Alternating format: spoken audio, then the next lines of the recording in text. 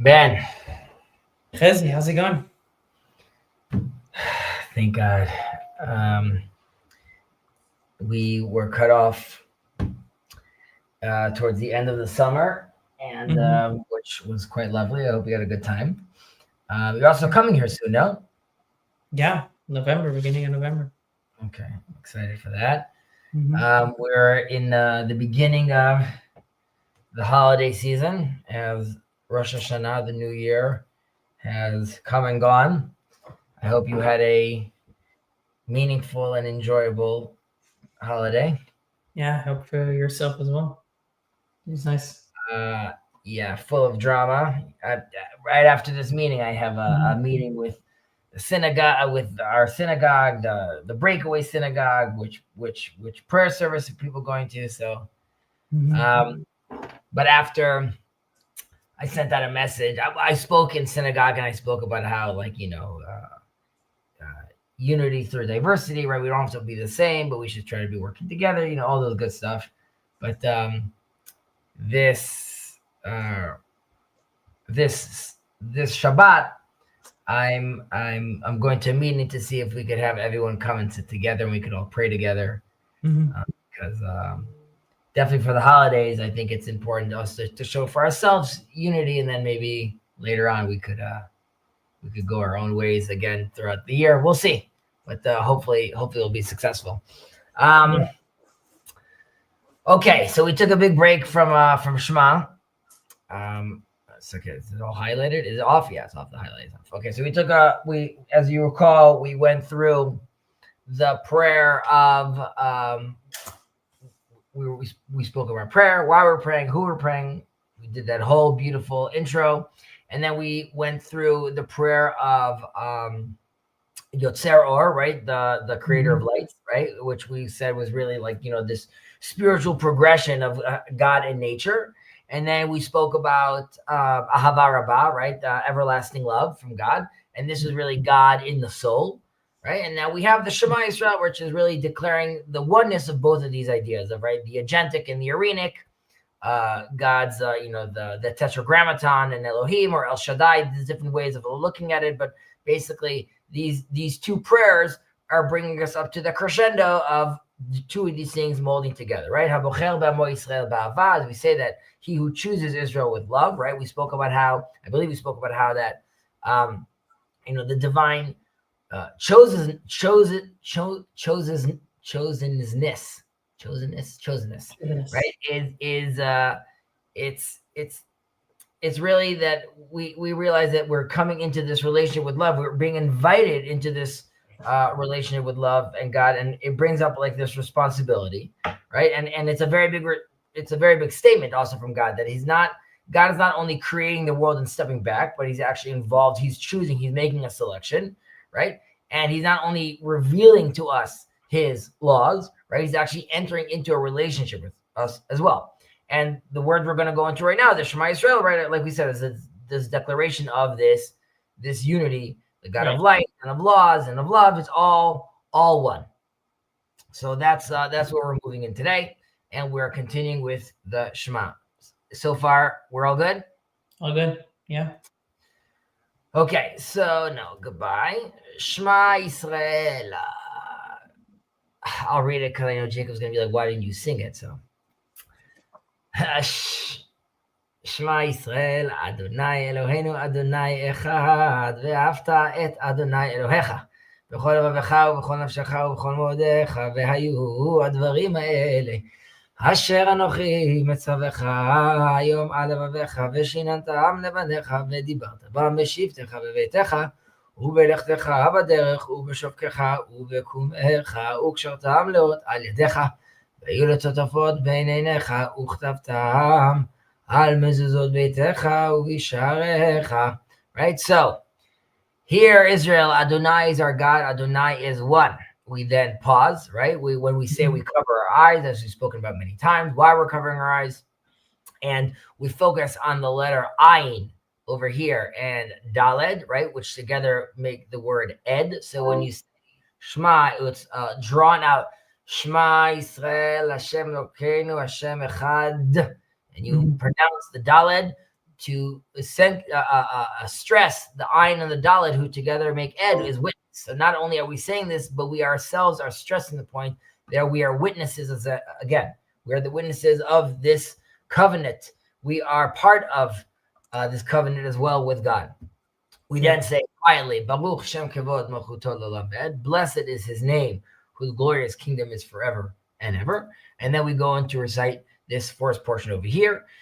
And you shall love Adonai your God with all your heart, and with all your soul, and with all your possessions. And these words which I command you today shall be upon your heart, and you shall teach them sharply to your children, and you shall discuss them with your when you sit at home, and when you travel on the road, and when you lie down, and when you rise. And you shall bind them for a sign upon your hand, and they shall be for a totafos between your eyes. And you shall write them upon the doorstops of your house and upon your gateways. Okay, so very, very powerful verse that you and I say very often. And right, why don't we just skip over here? Here we go, back in. Yeah. So, Shema Yisrael, right? So, this really, and I mentioned this in the past, many of the no-hides might be aware about this, but this is really not just a theological statement, right? It's really like an existential call, right? It's really, we're establishing over here sort of the fundamental principles of the Achdut, of the divine unity, right? And this is really, everything is going to form from this. When we continue saying afterwards, right? When we say that I'm loving God with all our heart and all our soul and all our might or all our possessions, that's in the context of what does this mean that it's all one, right? And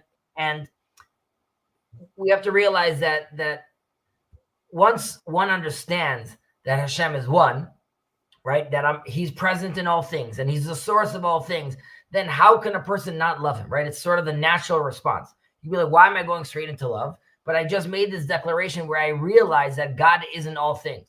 And once I've made such a declaration and I've internalized that, the natural reaction should be, well, you could say that there's still awe, right? You could still be like, it's a scary thing, but there's a sense which is like how glorious he is that he's involved in all these things.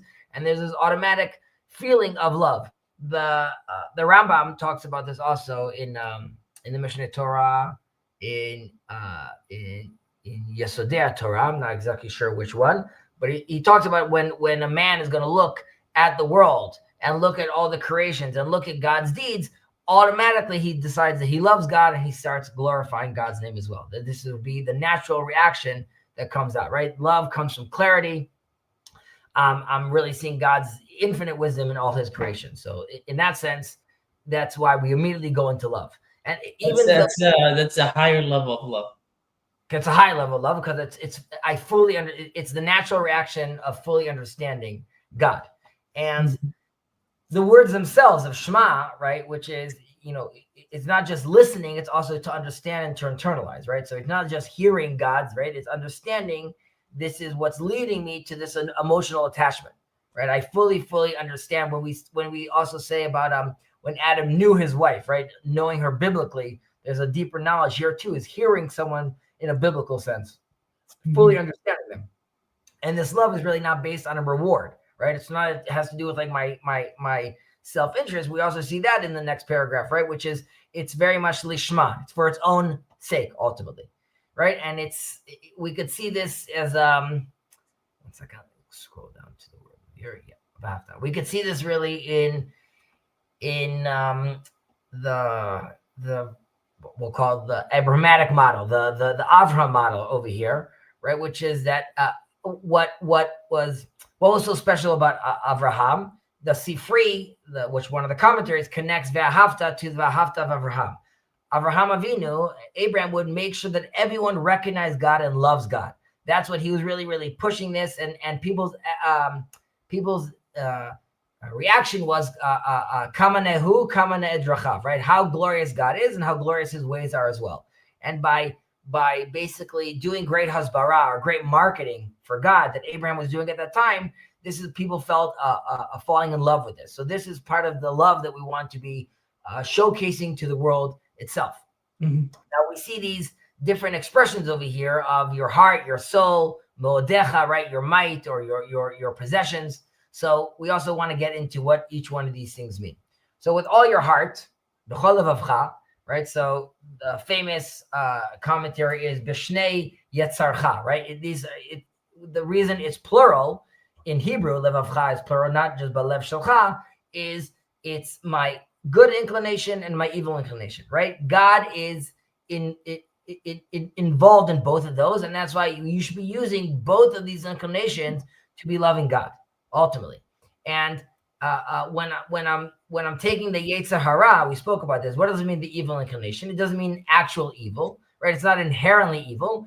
It's a force of God. It's a force of the divine. It can be passion. It can be creativity. And I need to be able to harness this desire, right? And I need to integrate the Yetzer Hara in doing this. There's an example of this would be, let's say, on Shabbat, right? When we have these big meals, we have Onek Shabbat. Now you could say part of the delight of the Shabbat meal is eating this, this big hearty meal.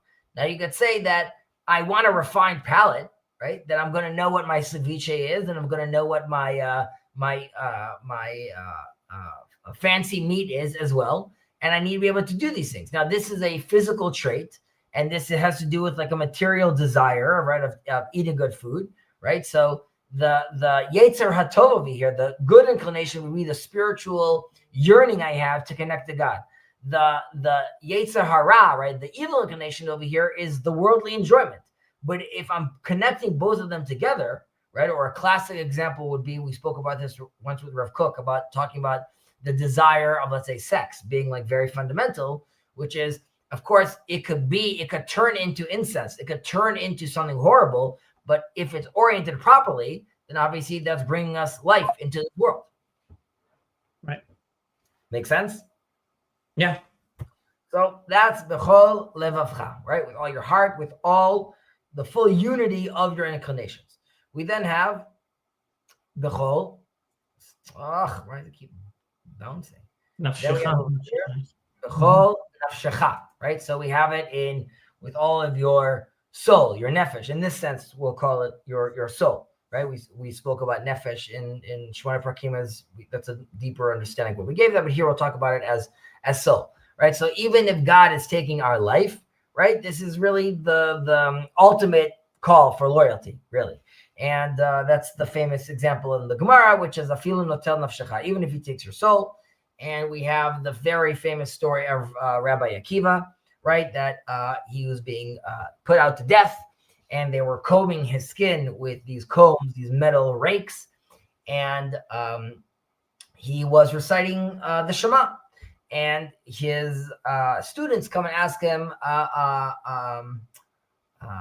Rebbe or Rabbeinu Ad Kan, like Rabbi, even till now, even at this point where they're literally combing your skin, is this what we're doing? So Rabbi Akiva gives this amazing answer, which is, all my life, right, I was sad. All my life, I was sad that I couldn't participate in this. I couldn't fully embody the words when it said b'chol nafshecha, that even when your soul, even when he takes your soul. And I would always wonder, when will I have the chance to actually achieve this level of commitment? And here it is. Finally, it came. And he prolonged his, when, we say here, Shema Yisrael Hashem Eloheinu Hashem Echad, God is one. He prolonged the word one until his soul departed. And he felt this way also, that, he was fully participating and identifying in the oneness of God in that case. And we should look at that story because it's a very, very, very powerful story of these stages of Rabbi Akiva's love, right? Like it's easy to say that he just, I mean, it might sound easy to say that he did this, right? But really, these are levels of love that stack onto each other, right? There's his famous wife, there's Rachel, right? Which it starts with his earthly love, right? Or that basic love that he has for her, right? And she inspires him to go learn Torah, and this is what he wants to do, right? He then develops his other level of love, right? Which is his famous idea of v'ahavta l'reacha kamocha, right? Love your neighbor as yourself, right? This is, we, of course, to our Christian fellows over here, they recognize this in Jesus as well. But Rabbi Akiva was there with the greatest hits, and letting us know to love your neighbor. Mm-hmm. And then we reach this level of God that even at death, right, he is also still connecting to God as well. And it's important to remember that, like, and we talk about this as far as learning the Zohar, and learning the Zohar at the right age, at the age of 40, but really has to do with when someone's mature. But it's very hard to talk to someone about the love of God if he still hasn't loved a woman or loved a spouse or loved a child, right? Because these are all levels, right? I'm sure you, Ben, can testify to this, which is, there's a love I had for my parents, which I felt the most intensely, right? And then I finally found someone, like, even in the world, I realized what it was to, like, love a friend. And lo and behold, finally I found, like, a love of a wife, right? That was like a whole nother level. And then I'm sure as you had your child, you realize that, like, the love I thought was, like, all encompassing is, like, dwarfed in a certain sense by, like, this love I have for this child. But so why? Let me Challenge. investigate that. Like, why do Sure. you think that's true though? Like, what's deeper about it? Like, what specifically makes it so About the love of God or the love of a child? Well, the love of a child, of a spouse, right? You mentioned this as, like, these are steps, or they're qualitatively different.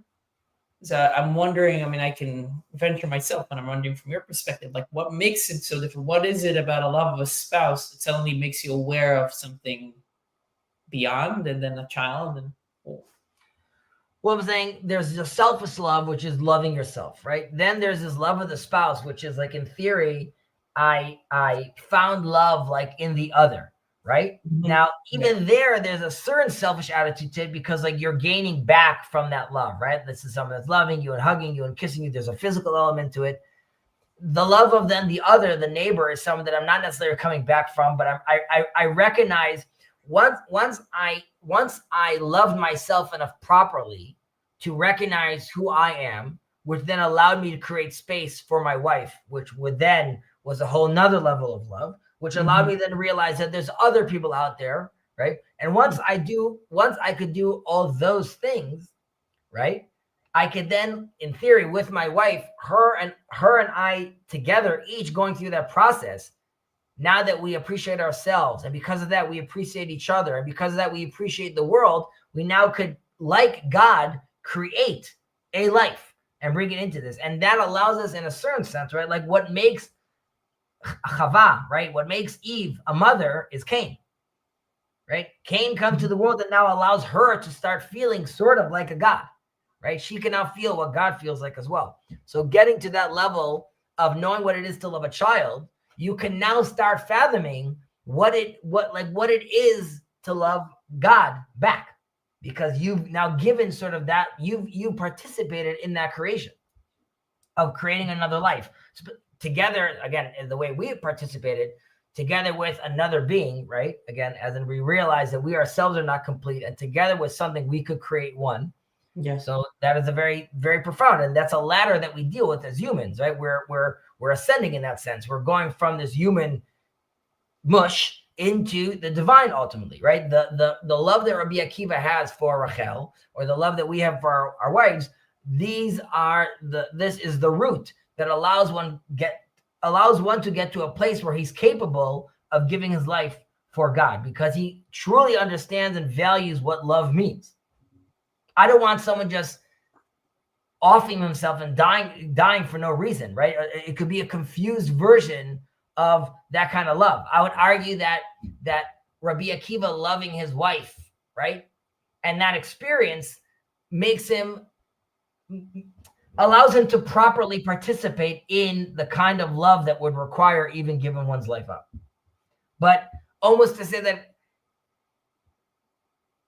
let's say the person that hasn't participated in that love, it's not to say that he himself also can't give his life in the right circumstances for God, but it would be that level of sacrifice would be expressed less because he hasn't fully experienced love on all those other levels as well. Mm-hmm. Yeah, makes sense. Like, the commandment from us is to love him with all our soul, right? And you could come and say, like, how do I do that? Only someone that has experienced and has worked and has done enough reps on his soul, so to speak, could fully appreciate what that means. You know what I mean? Like, everyone could run a little race, but only, like, does the marathon runner, can he appreciate, like, this next level run that he, quote unquote, would have to be giving up on? Mm-hmm. Yeah. All right. Hamshachnu? Shachnu. Right. U bechol meodecha. Okay, so with all of your, in Hebrew, really be in all of your might, but as Sfari does over here, it gives us the translation, which is Rashi's translation, which means with your wealth or with all your possessions, so to speak. And really, this is, someone just tried to join us? No. Really, this is more abstract, right? This is not really tied to a specific object over here, right? It's really the potential, also the desire of the things that I would sort of want. In Hebrew, money is mammon, which is also connected to me'otcha in a certain way, which is b'chol me'otcha is b'chol mamuncha, which is what I long for, also, like the values that the value that I long for, right? So here it's not just about, let's say, I donated a lot of money, right? And now I've done my deed of, let's say, with all my possessions. It's more about whatever symbolizes to me control or power. That's really where the question is, right? Because, like, only through, if I want to have true freedom, that has to do when my love for God surpasses all my other attachments and all my other wealth. Right. So you mean, like, it doesn't have to be just money that you have. You might have influence or correct reputation that you are willing to give up for the sake of God, if that it came to it. Usually that's money. You know why? I realize what happened right now. I didn't share a link.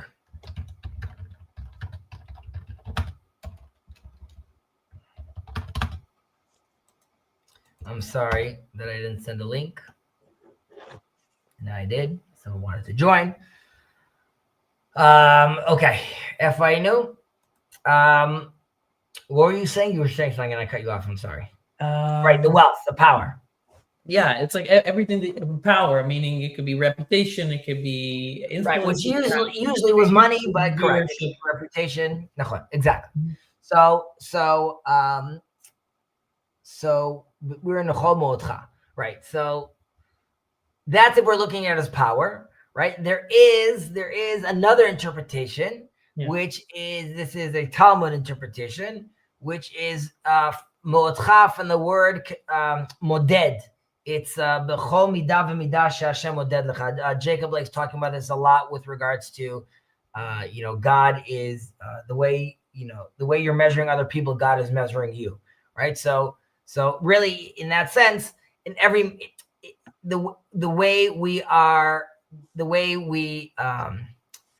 have to see where we are in life right now as, like, the measurement of where we are in life, or the placement. The measurement is, like, the wrong word. I'm trying to think what the right word in Hebrew, but midatcha, it is the right measurement. It's like sort of where you find yourself fitting in properly. So it would be, if I'm happy, or I'm sad, or I'm wealthy, or I'm sick, in all those places, I need to be in this mindset, which is gamzula tova, basically, which all this is for the good, right? So I need to be, I don't want to say, like, you need to be like a naive optimist, right? Which is just like, just happy, but it's like this deep faith in the history of your life, and understanding that even in the darkest moments, right, it's still ultimately leading to something good. We talk about this a lot. We spoke about this, obviously, in the Shema.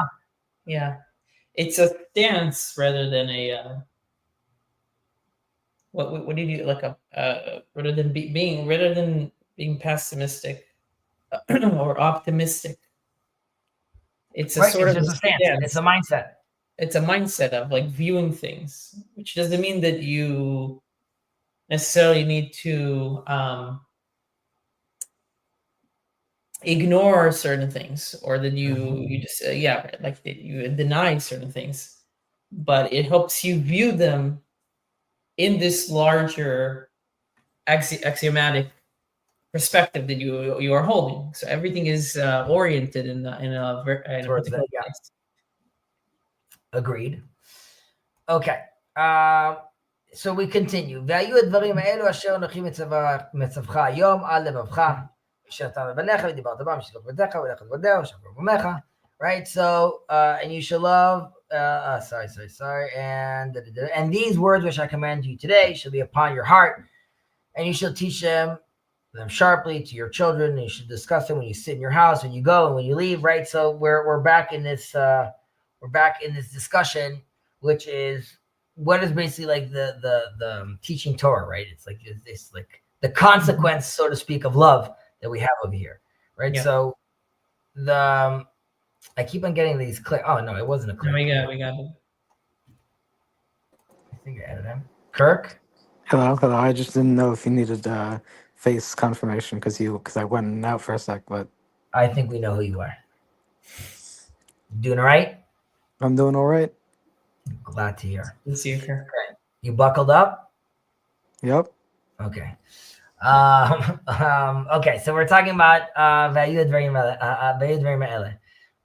So this whole section, well, the Rambam takes this whole section and really puts it into Hilchot Ahava, the laws of love in the Mishnah Torah, right? Because he doesn't see this as just a duty, right? This is ultimately like an expression, like we were saying earlier, this is an expression of love, right? Which is a love that's seeking a connection. And as far as the Rambam's concerned, it's understanding God, right? The divine mind. That's what we want to connect to, knowing God. And Hayom, when we say we have to do this today, right? This is also that this is emphasizing, because as we repeat this every day, that this is constantly being renewed, right? As Rashi always says, "Shelo yu kedvarim mishanim be'enecha," right? Like you shouldn't see this as something that's old, whereas in every day this is a renewed agreement. This is a renewed commitment, and we want the Torah to feel as fresh as possible, obviously, because it needs to be part of all our living moments, and that's why we get into it, right? Which is I'm doing this every moment, when I'm walking, when I'm leaving, when I'm waking, when I'm going to sleep. So it's really the mindfulness app, right? This is a divine awareness that is like, it has to permeate all my different elements of life all the time. And when we say in Aramaic, right? There's no space that's void of God. Hashem's unity is really a unity of consciousness, right? My whole life is Torah. And I've given this example in the past about my uncle, may his memory be blessed. So, on Shabbat, on Friday, when his wife my aunt was preparing food, right? He wouldn't eat any of that food because it had like Shabbat particles on it. That's the way he spoke about it, right? Because when his son and my brother went into the army, they left the study hall to go into the army, and there was a sense as if like, this is now you're stopping to study. But instead, he gave a speech about expressing how, the very action itself is an embodiment of Torah study, right? So it really depends how you look at your life. And, you could say that this is, and I often say this about the TLC, that you could see, I see in the TLC a participation in Torah learning, right? So like that's time I'm using to do, just talk to my weird internet friends, or you could see it as times I'm using to learn Torah. Yeah, and if I may, there's actually an article, I believe it was on Chabad. So is it okay if I bring a story into this that I think exemplifies this? You could bring in the story, Kirk. So I read on an article, I think it was on Chabad, where it was a story of Rabbi Jonathan Sachs going to Israel, going to Kfar Chabad, which is, I heard, like a Hasidic neighborhood in Israel. And he was saying, or not, it wasn't, he was saying, one of the Hasidic men was telling Jonathan Sachs that you who study secular philosophy in England, right? Because Jonathan Sachs is more, you might say, modern Orthodox as opposed to the Hasidim. There's a sense in which you think about God more than we in Kfar Chabad do, because we live our whole lives thinking about ourselves because we are thinking, how can we best be exemplars of God? Because all we know is the Hasidic lifestyle. Whereas you, who have to struggle with God as someone who studies secular philosophy in England, who's raised in a more, you might say, modern Orthodox lifestyle, have to put more conscious effort into integrating God into every facet of your life, because it's not as though God comes automatically because you weren't raised that way. Instead, because you're engaging with science and philosophy and other disciplines that are not historically studied by Hasidim very much, there's a sense in which you're actually bringing more holiness into it, because you have to actively have I believe the term is kavana. You have to have the intention of thinking about God when you're doing these things, as opposed to God coming automatically. Does that make So sense?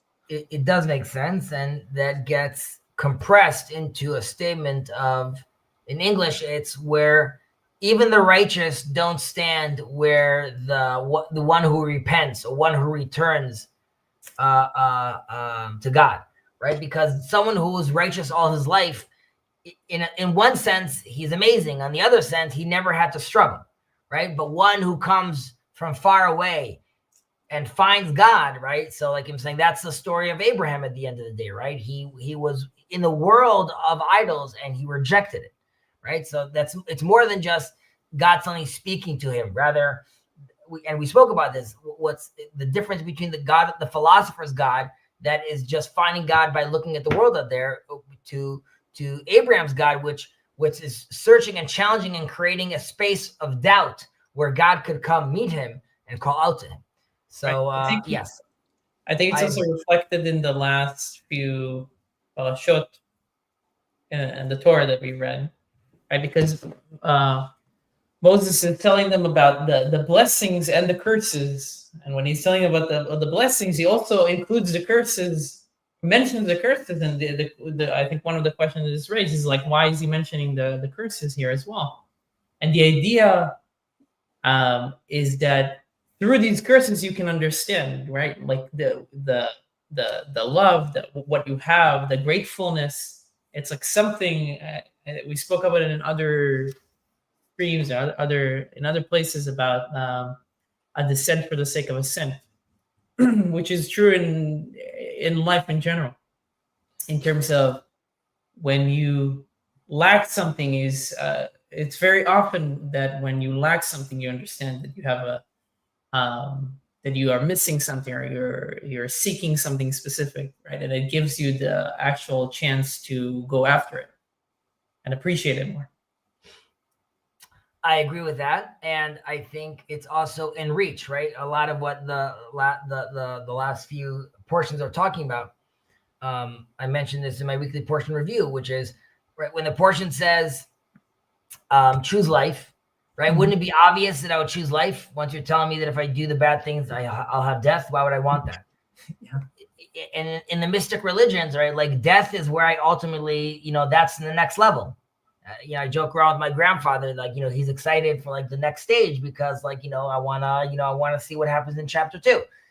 On the other hand, like, so unlike the other religions, God is saying, while, there might be another dimension after death, it's choose life. It's here where you're supposed to sanctify and make all these things happen, right? You're supposed to work hard and deal with the challenges you have over here. Take the mundane and sanctify it, right? The Holy of Holies is not taking something holy and making it holier.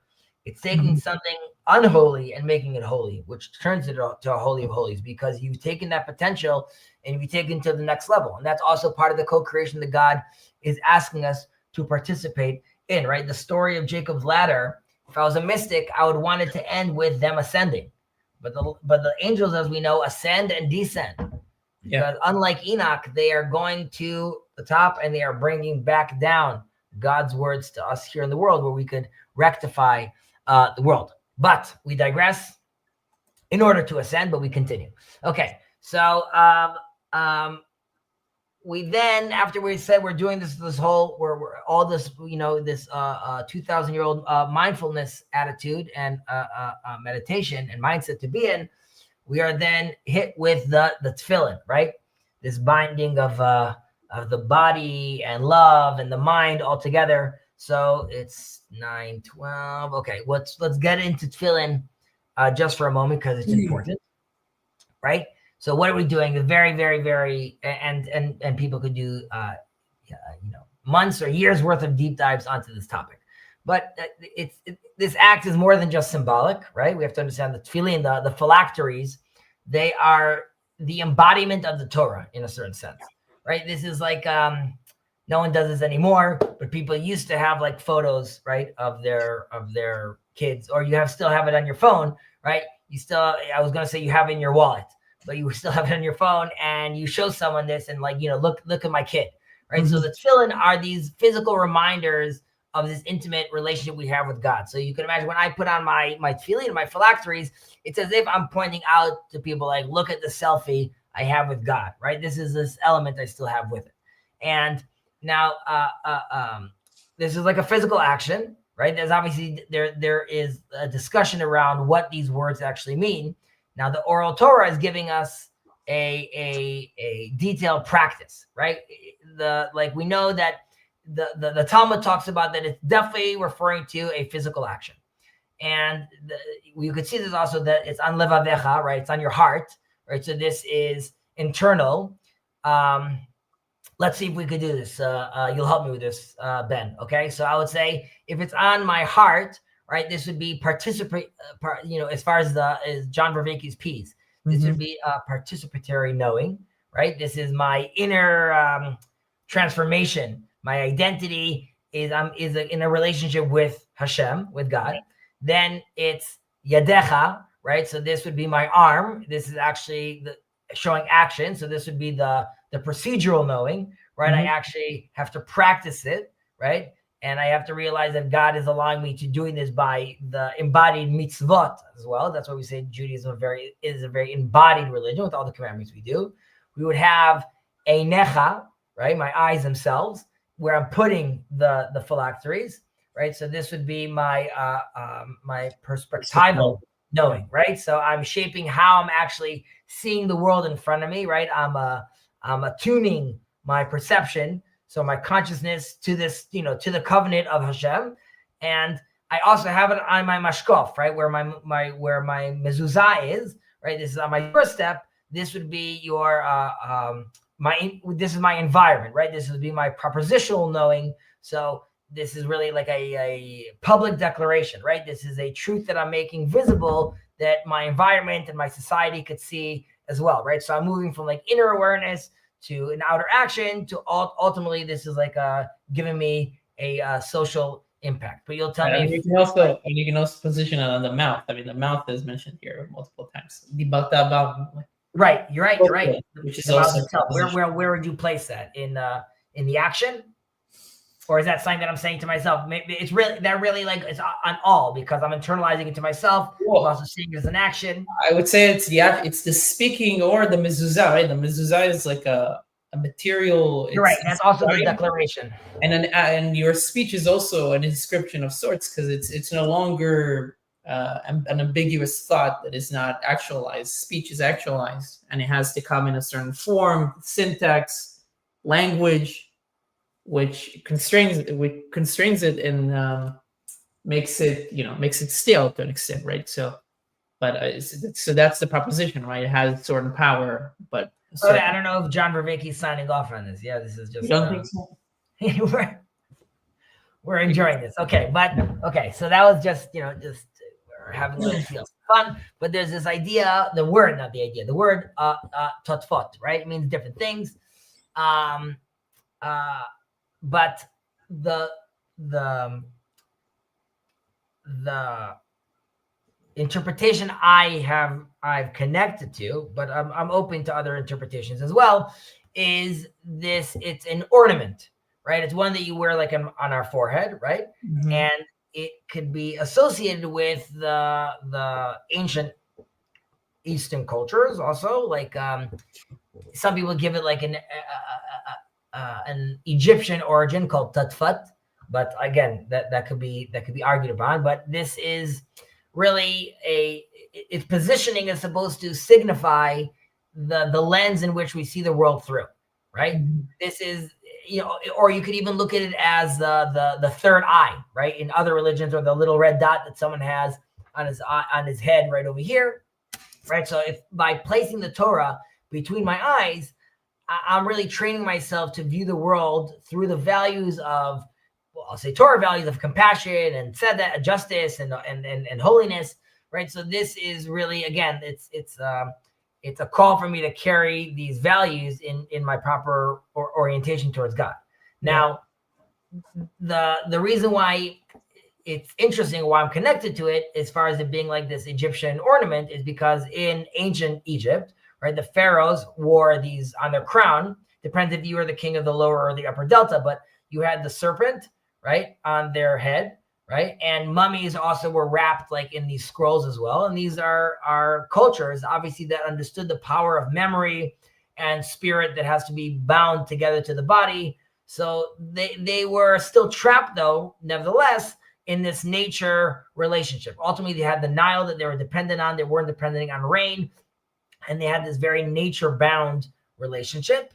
And the Torah, our cultural appropriation and our response to leaving Egypt, is the Pharaoh's headboard, like his crown, or headband. I don't know if the headband is the proper word, probably crown. That's our tefillin shel rosh, right? That's our head phylacteries. And the scrolls that sort of are wrapped around the mummies, these are our living mitzvot, right? These are the body commandments that we deal with. And obviously, where we're in Egyptian, and when we were Egyptian, when we're participating in that womb of bondage, right? The Jewish freedom is sort of showing what our moral responsibility is right now. And in that sense, and we talk about this on Passover, obviously, that Pesach, right, or Passover, the Exodus itself is not just a physical moment of us being liberated, but it's also like a metaphysical one, right? We are actually moving from this, fatalism, so to speak, to this really, there's an ethical choice has to be made right now. And I'll just add one more note just on these parallels between the tefillin and the crowns. In the Kabbalistic thought, there's a layer that we could add on to this, which is the crown had the vulture and the serpent, sometimes both of them together. And that could also correspond to, at least the Zohar talks about this, the Bina, understanding, which is the upper worlds, and Malchut, which is kingship, the spheres, which is the lower world. And these are the two tefillin traditions that we have. We have the Rashi tradition, which focuses on the sort of the revealed order of the things in the world. And there's Rabbeinu Tam, which emphasizes more of the hidden dimension, right? The other worlds out there. And in this sense, it really, reflects the idea that Israel, which is like the inner fruit, is emerging from Egypt, right? The klipa, the outer shell. And in some way, the Egyptians, what's the divine sparks of the Egyptian people is still alive in Israel. We are, in that sense, the rectified Egyptians, in that sense. It's interesting. It makes me think this is totally sort of unrelated. Sure. But it makes me think, because especially Rabbi Sachs also alludes to this, like connects the covenantal nature of the Jews and with the U.S. and how that's kind of like the closest thing that we have. What do you mean? Sorry. In terms of being a country that's being a nation that's founded on principles and how the founders were particularly influenced by that and tried to embed that within the Constitution, whether implicitly or explicitly. But it makes me think that to also look at the U.S. as this like this fruit that comes out of a shell that's the Europe of that time, and also think about like just in terms of I historical. I think that's always happening. I think we ourselves need to shell our shells, and there's right. Israel needs to still manage. I mean, so I think what's interesting is right now we're looking at the whole world in this sort of emerging out of the cocoon in a certain sense. The Middle East is changing, and like even the declarations about Palestine right now. Like here you go. Like now there's England, this, that, they're coming on, like it's like this half-baked declaration. I'm not even getting into, let's say, where I stand politically on that. My point is just like, again, we're seeing an emergence of something right now, of an identity. You could talk about this in the trans movement. You could talk in all different places. We're seeing people are trying to come out with these identities. This is also, I've spoken about this in the past, about with the golden calf, right? Mhm. There's a sense which is, again, the Israelites at the time, the most powerful thing they recognize is the bull. That symbolizes nature's power, right? But even the bull ultimately puts his head down and eats, right? Like it's as if God was saying, like, if you would have been, if your statue would have been the cherubs, then we wouldn't have had a problem. But like, you were still locked sort of in nature in that certain sense. And like, there's this shell, right? I mean, the Kabbalah talks about this often, right? This klipah that we need to take off. And that is the world that we're living in, right? Or even being black pilled, right? So to speak, or red pilled, so to speak, right? Everyone's sort of, it's funny because this is something that emerged recently, being black pilled or red pilled, which is a phenomenon, which is a cultural reference from 1999 of The Matrix, right? Mm-hmm. Which the brothers, the Coen brothers, making that movie is heavily based on Kabbalistic ideas. So like, it's all about people realizing that we are living in that sense, in a simulation, right? Mm-hmm. So like the klipa, or it's just you seeing like more of the code. It starts becoming more obvious. And the more of the code you see, the more you can manipulate the world around you, not in a bad way, but stopping the bullets, or choosing life, or realizing how the actions we have, the things we do in this world, how they ripple and they have an effect in this world. All that is all manifests in that idea. Right. Yeah. The only thing I have to add off the top of my head to that is, I thought The Matrix was some Wachowski brothers, not the Coen brothers. Sorry.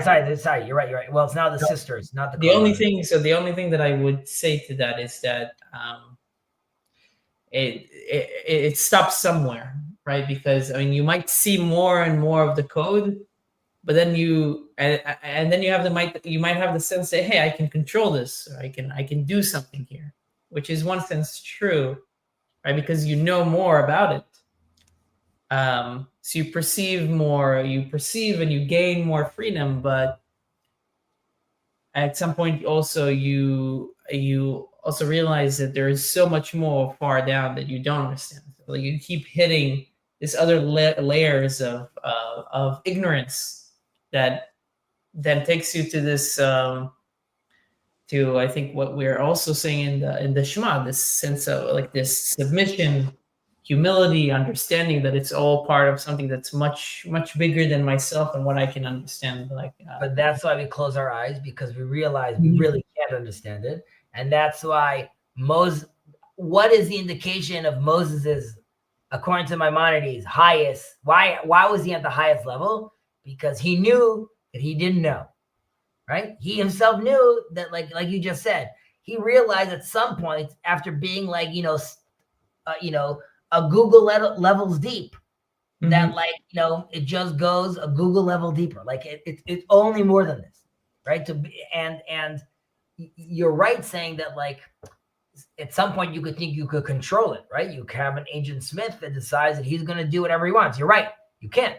Right. It's always like that. What is that? It's the Dunning-Kruger effect. It's like that. Yeah. You don't know anything, and then you realize something. You think you know everything, but then you realize, whoa, I don't. Like this. Yeah.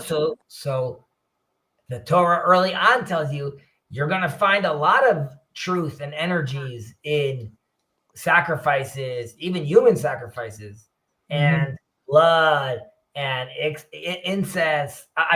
Incense. But like we said many times, the only place you could participate with that is in the temple when it's oriented.